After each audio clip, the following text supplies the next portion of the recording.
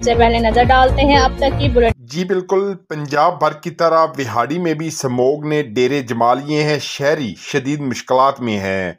जी बिल्कुल, पंजाब भर की तरह विहाड़ी में भी स्मोग ने अपने डेरे जमा लिए हैं। शदीद स्मोग की वजह से गुज़िश्ता 3 रोज़ से धूप ना निकल सकी। स्मोग की वजह से मुल्तान दिल्ली रोड लाहौर रोड पर ताहद नज़र सिफर होकर रह गई है, जिससे ना सिर्फ सफ़र करने वालों को मुश्किलात का सामना करना पड़ा है बल्कि आम शहरी भी शदीद मुतासर हो रहे हैं।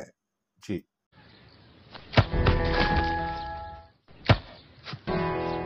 Come on, champ. Come on, champ. इतनी मुश्किल के क्यों मार रही हो?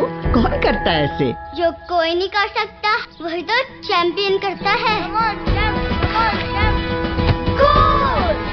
लो, सूख गए दाग, अब कोई नहीं निकाल सकता। जो कोई नहीं कर सकता वही तो चैंपियन करता है। नया बेहतर सर्फ एक्सेल, इसकी स्टेन लिफ्टर टेक्नोलॉजी कपड़ों की तह में जाके सख्त सूखे दाग भी खींच निकाले। दागों की चैंपियन तो तुम्हारी अम्मी ही है। नया सर्फ एक्सेल दागों का